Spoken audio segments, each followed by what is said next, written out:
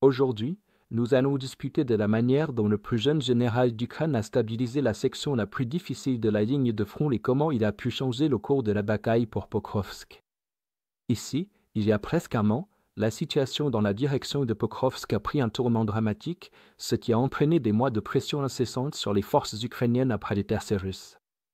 Les forces ukrainiennes dans toute la direction de Pokrovsk ont adopté une posture défensive constante à partir de mai 2024 après la percée russe à Oshchotyn, ce qui leur a permis de repousser progressivement les forces ukrainiennes le long de toute la ligne de contact pendant des mois.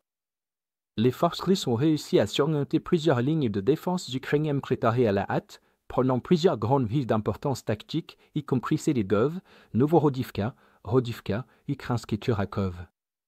Après leurs gains les plus significatifs en plus de 2 ans, les forces russes se sont rapprochées de Pokrovsk, l'objectif clé de leur offensive, mettant les défenseurs ukrainiens dans une position critique. Reconnaissant l'urgence, le haut commandement ukrainien a nommé le général Mikhailo Drapachi pour prendre le commandement du groupe de forces de Khortytsia, chargé de stabiliser le front et de renverser la situation en faveur de l'Ukraine. Drapachi a une longue carrière militaire pleine d'expérience de combat depuis le tout début des premières hostilités entre les Ukrainiens et les séparatistes pro-russes remontant à 2014. Lors de la première bataille de Mariupol en mai 2014, il était le commandant du 2e bataillon de la 72e brigade mécanisée, où il a mené une attaque blindée de front dans un véhicule de combat d'infanterie BMP, permettant aux forces ukrainiennes de repousser les séparatistes pro-russes de la 2e plus grande ville de la région de Donetsk. Plus tard, lors de la bataille d'Uzvarino, où les Ukrainiens ont tenté de couper les séparatistes de leur ligne d'approvisionnement russe, Drapachi a réagi à l'encerclement qui se formait autour des forces ukrainiennes assez rapidement pour mener ses hommes à s'en sortir avec succès, sans laisser derrière eux aucun équipement, ce qui a valu à Drapachi une grande reconnaissance dans l'armée ukrainienne. Au début de l'invasion à grande échelle, Drapachi avait rapidement gravi les échelons, devenant colonel en 2019 et général de brigade à la fin de 2021, faisant de lui le plus jeune général de l'armée ukrainienne. Dans une interview, il a déclaré qu'il était personnellement prêt pour une invasion à grande échelle. Plus tard, Drapachi a été affecté à la défense de Kharkiv après que les forces russes ont lancé leur contre-offensive en 2024. Là, il a réorganisé efficacement la structure de communication entre les commandants de bas niveau sur le terrain et le haut commandement ukrainien. Ces changements ont permis un rapport plus précis sur les concentrations, les mouvements et les itinéraires d'attaque des forces russes et une bien meilleure cohésion des batailles qui a stoppé l'avancée russe vers la ville de Kharkiv et a permis aux Ukrainiens de reprendre et de tenir plusieurs positions cruciales, où les Ukrainiens se tiennent encore aujourd'hui.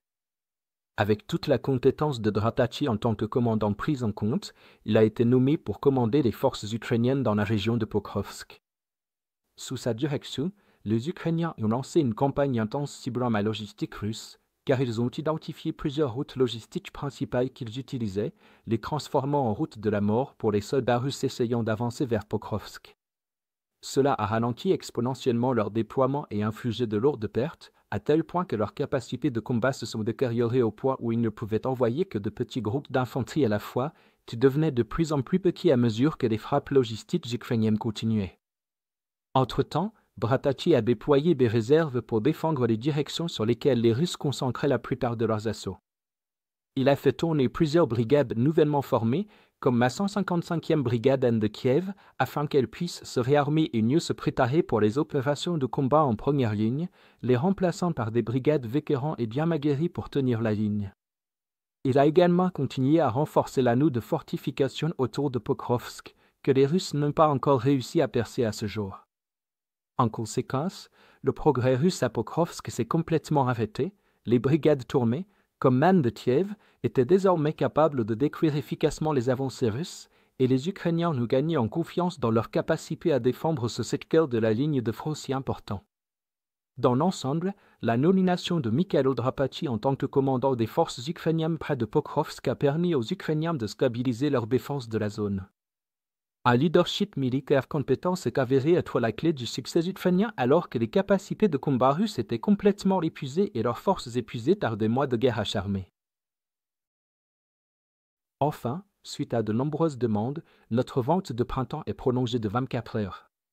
C'est l'occasion idéale de soutenir notre journaliste indépendant ukrainien tout en bénéficiant d'une réduction exceptionnelle de 40% sur votre abonnement. Comme vous le savez, cette offre intervient à un moment particulièrement difficile pour l'Ukraine. C'est pourquoi votre soutien est plus crucial que jamais. En vous abonnant, vous ne soutiendrez pas seulement notre travail, mais vous aurez également accès à nos analyses exclusives, à des synthèses complètes de tous les fronts et à nos vidéos stratégiques sur la géopolitique. Si vous avez envisagé de nous aider mais n'en avez jamais eu l'occasion, c'est le moment parfait pour faire la différence. Alors, consultez le lien dans la description pour nous rejoindre et devenir un membre privilégié de notre communauté. Un immense merci à tous ceux qui ont déjà répondu à l'appel, votre soutien est inestimable.